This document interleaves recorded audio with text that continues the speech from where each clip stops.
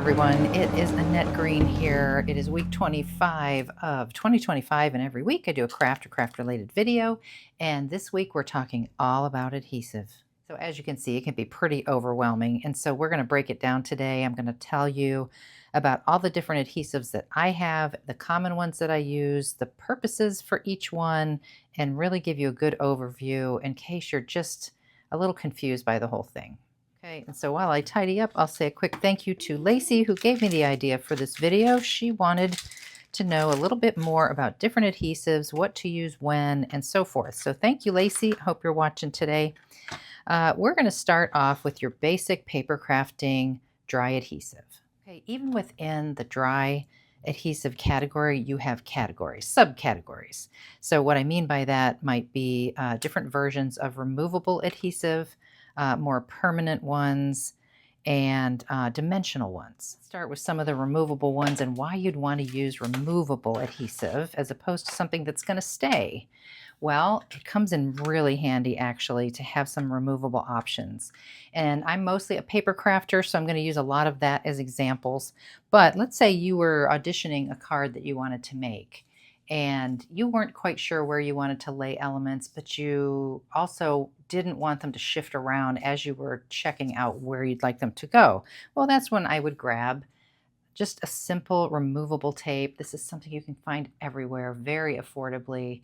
And you can put it a little bit on the back of your elements and tack it down just to get an idea. You can move it around. It doesn't tear up anything that's behind it until you know for sure where you like it, and then you can move to your permanent adhesive.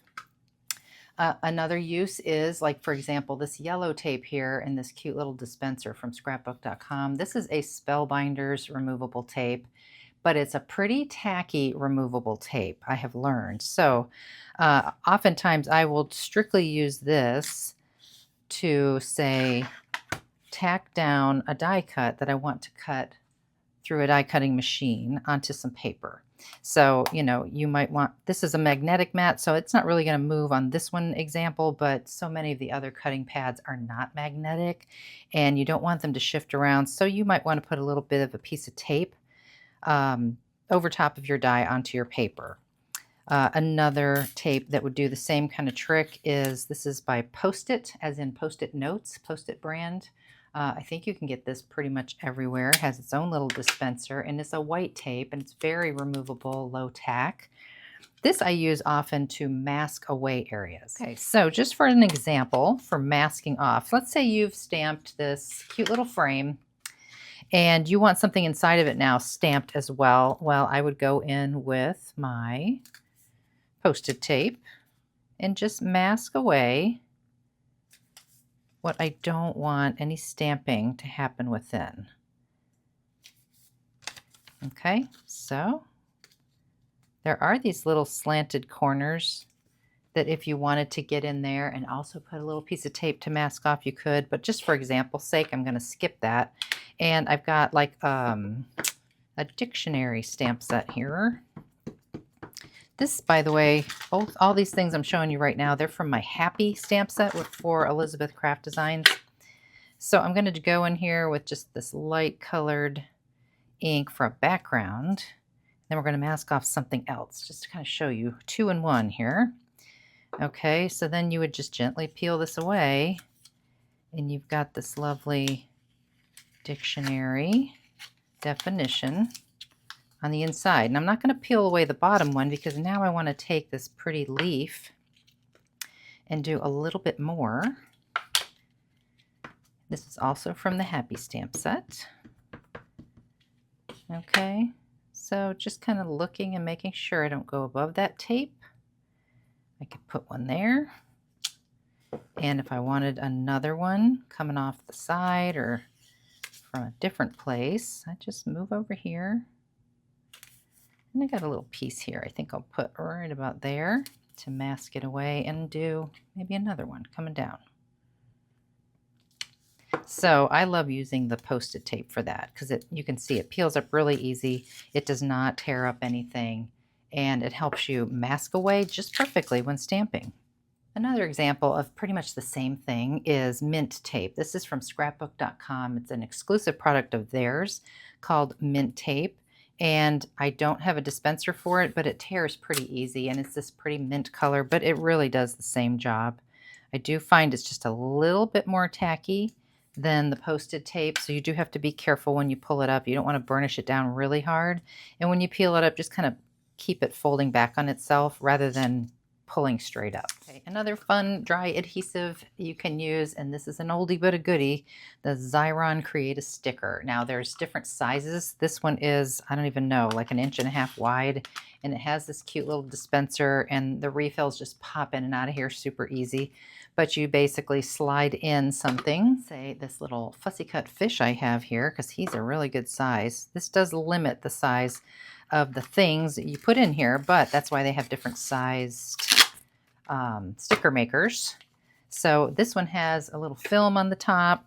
I just like to kind of burnish first before I peel away the film. And I wonder how many of you still have your Xyron Create a stickers. Okay, he was being a little stubborn there, and I see how he got it pulled away. It's very, very thin. But basically you've created a sticker from your little sticker maker. Okay, my everyday go-to permanent adhesive in the dry category is the Easy Runner Grand by Scrapbook Adhesives. And these are the refills, which you can get anywhere and everywhere. I get mine on Amazon. And anything that I find on Amazon and I have a link to, I will put them below. But I just want to show you how easy this is to refill. And this is why it's one of my favorites. The refill process is super simple. And it's a nice big tape runner. But it's not so humongous that it's awkward. So this just opens up. This pops out. I've had the same one forever. I kind of clean up any little rubbery balls I see there. And then you just kind of grab a hold of this and line up the pegs into the holes. And it's refilled and ready to go. I love this. So I would use this in all my card making when I'm adhering, like, back to this card, large pieces of paper. I don't tend to use it on smaller stuff. That's when I move to my liquid glue. But if I have a big sheet of paper on a card base or inside, let's say, I definitely use my tape runner. And like I said, this one is the Ultra Permanent, which is my personal favorite, but there's the ones with dots, there's removable, there's the little tape strips, and it just depends on what you want, but there are a lot of options with this one. And although I do not consider it an adhesive, I did want to mention washi tape because some people might think that it is an adhesive, and in a way it could be. It could be a very decorative tape alternative, and a good instance of that here would be what I have done here in my little art journal. This is a watercolor journal, and these are just 2 boards that I hand stitched here, but the boards are covered with pretty paper, and then I didn't like just having the raw edge there, so I used washi tape. Now, will the washi tape hold all on its own forever? I don't think so. So I tend to add a little bit of liquid adhesive down first, and then I put my tape on and wrap it around. But washi tapes are beautiful as far as just maybe tacking something down or sealing an envelope that you're going to put in the mail just for decorative purposes. And if you're like me, you kind of get a little obsessed because washi tapes, there's so many thicknesses and prints and styles. They're fun. A couple of other dry adhesive options are clear dots. And these are from Hobby Lobby. Sometimes they're teeny tiny dots and sometimes they're bigger. You just look at the packaging to see. These 2 are exactly the same, but there are some that have a little larger circular dots. But these are great for small things. Okay. Good example here is this teeny tiny little flower. It is from one of my dies. I believe it was the birds and the dwellings. And I like to just stick whatever the item is right onto the dot. Pick up the sticky dot and let's add it to our cute little ATC card, like right there. Okay, another great example of dry adhesive would be sticky tape or double-sided adhesive sheets. And so you can see from different brands, this is Sukwang, which is basically like score tape from Score Pal, I believe. And Elizabeth Craft Designs, I don't think carries it anymore, but you can see there's different widths in the actual tapes that you can buy, and they're very sticky and they're very good for many different uses. But the same exact product is in sheets from Elizabeth Craft Designs, which is what I'm tending to like more than accumulating a bunch of different tapes and thicknesses, or widths, I should say. So this is a full sheet, 8.5 by 11, and you can see right here we have the craft colored backing, and you peel this away and there's the sticky side. Now what you can do with this, of course, you can cut it in strips and use it anywhere and everywhere, or you can use it before you die cut something. So that's something that I like to do. So I kind of get it a size. Let's say we weren't going to die cut our bumblebee here, or honeybee I should say. And this is from my Love and Roses set, which also has a die to match. So that's why I'm demonstrating this. So this is as easy as peeling this up and sticking it onto the back of what you want to die cut. And you don't have to have something that's stamped first. You can just have this uncolored cardstock if you want to cut out a really decorative butterfly, let's say. But this is just an open die. So this one kind of needs a stamp. So I'm just going to kind of burnish that down really well. And we're going to stick that bee on there in a moment. And now we can die cut this through my little machine over here. And again, this is my magnetic plate, so I don't need any tape unless I felt like it was shifting around. You know, the paper is shifting a little because it's not a metal thing. The die is the metal thing. So once you get that in place, okay, and it goes right on through. You can pop the whole thing out, but because I want it to be a sticker, I'm just going to peel it away. And there's adhesive all over the entire back of that, which is wonderful. You could go in there and color your bee, of course, but I mean, that's just so easy. And to be honest, I wouldn't throw this away. There's plenty of areas on this paper where if I wanted to have something else cut away, I could. Another use for the double-sided adhesive, which is awesome, is if you want to adhere acetate onto something. So these are my cocktails from my Cheers to You die set in my latest release. And to adhere these down, I put the double-sided adhesive behind the acetate before I die cut it, and now they look like glasses. So that's another use, and then you don't see those ink blobs on the back of your acetate. Okay, we're still in the dry adhesive category, and now we're going to talk about dimensional dry adhesive. And so that would include foam tape on a roll. There's two different kinds here. One is white, one is black. I think I use black more than anything because I just like that better. Because sometimes when you're popping something up, you may see it from the side, and I would prefer if that was darker as opposed to like a bright white showing along the sides. But you can see, just as an example, a card with absolutely nothing popped up, totally fine, lovely. But there is a big difference when you start to pop things up with foam tape, and there's just one layer of foam tape here, but the dimension is just so much better, in my opinion, just to see a little bit of shadow from that raised up, those few elements. Just pick a few and pop them up on a card, and it makes a huge difference. So, of course, you have it on a roll. I mean, there's rolls that are as big as a steering wheel of a car I've seen before. Sometimes they are available in little squares or circles. So, you know, lots of choices there. And I think you can even make your own at home using, for example, the double-sided adhesive sheets and kids craft foam. Stick that whole sheet to the back of the craft foam, and then you have all the sizes you could ever want by just cutting up the craft foam. And most of these are from Scrapbook Adhesives. I'm kind of a big fan of theirs, and you can find them pretty much everywhere in your local scrapbook stores and on Amazon.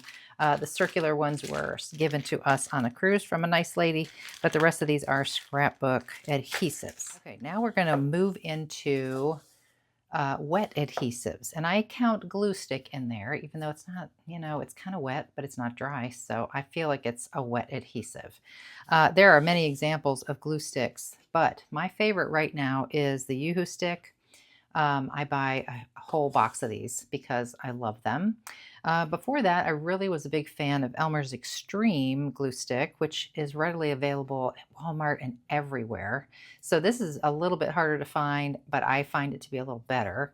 But this does the job as well. And so when I would use glue stick would be on very large surfaces, especially when I'm altering 3D things like this box. This is the card or card box. I'll look it up. I'll put it below. This is from Elizabeth Craft Designs, designed by Esther Glass. And this was a class that I taught not too long ago live on Facebook for Elizabeth Craft Designs customers. But you can see that this is a box. It's got a lot of surfaces. And so what adhesive works for me best is glue stick. I lay out a sheet of scrap paper over here. I grab my piece of paper and I just completely cover it with my Yoo-hoo stick. And the key is to this, like a lot of people have trouble. They tell me, I can't get glue stick to hold. It peels up on the corners. And this is what I taught them in class, is when you use glue stick, you definitely want to get it down as soon as possible. Don't let anything dry. Get out to every corner of the paper and then burnish that down with a bone folder, something you can put a lot of pressure on and really get it to seal. You can't just stick it and push and then step away. You really need to give it a good burnish. So that's always worked well for me. I've never had anything come up. Another example where I would use glue stick quite a bit is on a mini album, such as this one. This is quite old, but everything has been put down with glue stick, all these large areas of paper. If it's not a pocket, of course, definitely have used a glue stick. And I made this, I don't think there's a date on here, but I made this when I still lived in Florida. So that was well over 5-6 years ago or longer. And I handle this thing all the time and it's holding up great. Okay, and pretty much my everyday glue that I use on everything is art glitter glue. I buy a big bottle of it and I typically have this size to actually use. And this is the one that I use all the time. It's the same bottle. It just got icky. And so I put some pretty washi tape over it and kind of sealed it with some clear tape. But you can see that I do use the little metal tip on there and my pretty little pin from Deb Cox. I still use it after all these years. She made this for me. But this teeny little metal tip gives you such precision when you're putting your glue down on something. So that's why I like to add that to my bottle. And you can get it right from the Art Glitter Glue people. So I buy that big bottle on Amazon and I just refill my bottles. I also put Art Glitter Glue into one of these Nuvo bottles that came with the Precision Glue Press, which is something that I use all the time as well. So I will switch around. Sometimes I'm using this guy, but very often I'm using this. And the reason why I don't use the Nuvo glue is just a personal preference. It's the glue that comes with it. And you get 2 different nozzles with this little tool. And it's a wonderful glue. It just takes a little bit longer to dry. In my opinion, it's a little wetter, like more watery than Art Glitter Glue. I feel like Art Glitter Glue dries and grabs really quick. So I just have the empty bottle of the Nuvo and I put my Art Glitter Glue in there when I'm using that. And the great thing about both using this one or the little metal tip with your Art Glitter Glue is you can really get into those detail places when you're gluing down intricate dies like this one, you know, skinny pieces of lace, even bigger things like last week's video was all about these triple folded pockets for my junk journal. All of these elements, no matter what they are, if they're paper, if they're ribbon, not fabric ribbon, but paper ribbon, glossy kind of ephemera, all worked well with my Art Glitter Glue. And the thing to pay attention to when you buy Art Glitter Glue is I do believe they have like a white glue, but I think mostly you'll see the one that says dries clear. And that's what I love about it too, is that it dries clear. So if you go beyond where you're gluing and it oozes out a little bit, you know, I tend to wipe it away, but I know that it's going to dry clear, so I don't let it bother me too much. But since we have this tag out, let's talk about another wet adhesive, and that would be your tacky kind of glue options. Because I have these flowers on here, that's what made me think of it. So an example of that would be my good old Aleene's super thick tacky glue. I love this stuff. Again, in most craft stores, you can find that easily, and it's a very thick, nice tacky glue, very thick. Takes a little bit of power even to squeeze it out of there. But let me tell you, it grabs quick and immediate, and it dries clear, and it's lovely. So I do that. I will use that type of glue very often when I'm doing dimensional flowers on cards, or like this frame here, a card like this one here. Some people like to use hot glue, and that was going to be in the other category. So we'll talk about that. And I do believe I did use hot glue on this one, and there is a video to this, and I can link it for you. But oftentimes, if I'm just making a card, I'm going to grab my super thick tacky glue. Lots of alternatives to that, different companies. This is something from Elizabeth Craft Designs. It's made by Beacon, but you can get it from Elizabeth Craft Designs, and it's called Kids Choice Glue. And it's basically a thick tacky glue, just like in the bottle. I use this often as well. I'll put a blob of this down on the table, and I'll pick up my flower and touch it in there and then put it on my card. So another good thick tacky glue option. Okay, and now I'm going to call these like glossy glues. So these are wet, of course. Some examples: Glossy Accents from Ranger and Spellbinders glazing glue are the two brands that I have here. I'm sure there's many others, but these are good as actual adhesives. They take a little longer to dry than your white glues and your tacky glues. But the benefit of this is also, on top of being a regular glue, they can be a glaze type of glue. So an example is this little refrigerator magnet I made. If you saw my Instagram story, you may have seen these that I did with all my bugs. And someone asked, are you going to seal it? And I thought, well, I'm going to grab some of this glazing glue, and I did. I did 2 layers on here. It actually needs another. If you see it when the light hits it, because it doesn't really level super great. I would rather maybe use resin for this, but you can do this at home and not have to do the resin thing with the UV light and all that stuff. So I think I would just need one more coat for this to have the desired effect that I want, but you can see that you can definitely make things glossy. Another example of that would be maybe instead of embossing powder and heating with a heat gun, you could use your glossy glue on top to make a shiny strawberry. Okay, we'll pull out all these mini albums here.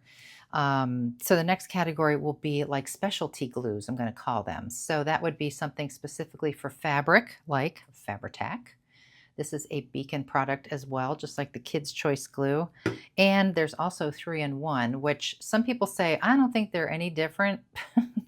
And honestly, I've never really studied the, is there ingredients really? No, you can't really compare to see.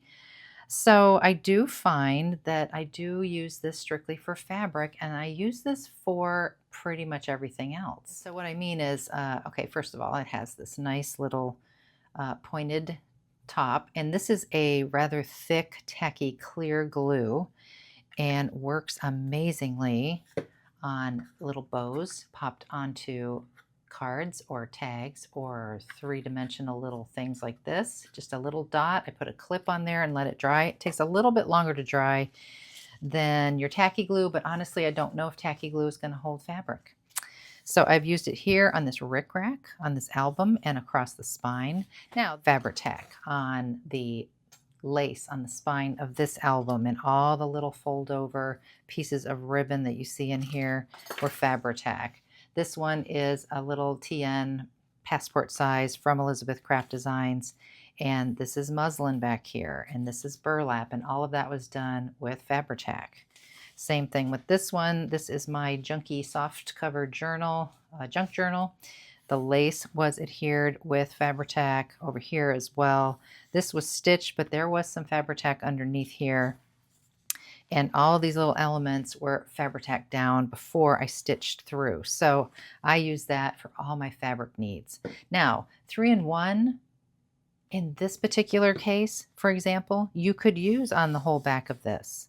You could use this, I use this a lot in bookbinding when you're putting like thick elements onto a page. It's almost like the quality of a metal glue.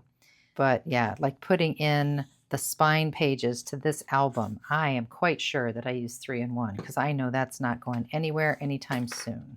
Other great instances where I would use 3-in-1 glue are on top of these other travel journals like this. All these elements have used the 3-in-1 just because, you know, I'm not going to use tape runner on the front of an album that I know I'm going to flip through a lot. I don't want anything coming up at all. So I am definitely going to use 3-in-1 in that particular instance. Things that are tricky like this, 3-in-1 glue. Excellent. Okay, let's move into metal glue, and I'm going to keep 3-in-1 in that category because it does work. But here are some examples of excellent metal glues if you want to adhere anything like that to a project. And PowerTack has been my go-to for a long time from Beacon. Again, I'm a big fan of Beacon products.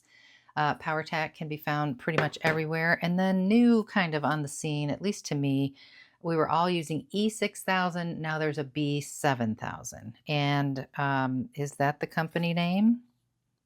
I'm looking. But this is pretty much a wonderful permanent bond, strong and waterproof glue. So examples of that would be on the cover of a mini album if you want to add a little metal embellishment there. I don't think I have any more on the inside that are adhered, but that would be a lovely instance right there. This we did in a video not long ago, my Bee Gratitude Journal.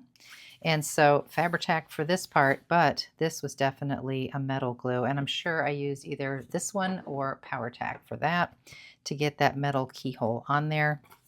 Here's a little key attached to, again, one of those little triple pockets. I definitely use metal glue for that. And since we were just talking about mini albums and books and things like that, I do occasionally use a pH neutral PVA glue. This is basically a white glue, and it is pretty thin. You can maybe hear it when I shake it. Like a thick, milky kind of glue. When you shake it, it gets a little thicker, so you should always shake it first. But this one is professional quality archival adhesive. It dries clear, it remains flexible, which is very important, and it says it's ideal for bookbinding and paper projects. So I definitely use that when I am doing maybe fabric covers or liners or things for actual bound books. And I meant to mention that, you know, mixed media folks that like to glue down metal onto their projects and make all this cool stuff, that is also a great use for those metal glues. Okay, and speaking of mixed media, there are so many different ones that you can use, but here are some that I use. And I'm not a big mixed media person, so I don't have a ton to show you, but there are gel mediums. So this is a soft gel matte medium. This is from Ranger by Dina Wakley. Also by Dina Wakley is an ultra thick gel medium, which is a heavyweight glue, it basically says here. And then another favorite that you might find just about everywhere for me is this Mod Podge, and this one in particular says paper. It's a matte water-based glue, sealer, and finish. So this is great for big surfaces as well if you don't mind the drying time. And same with these. These have to have some time to dry, and I'm going to show you some examples of where to use those. But this can be used in so many projects as the glue, as the sealer, and I think it works particularly well with paper crafts. Okay, so an example of where you use your matte medium, just one example would be maybe in an art journal. And don't judge because this stuff is pretty old, but this is a spread that I did a long time ago when I was on the Graphic 45 design team, and I did some fussy cuts, and I used the matte medium as the glue.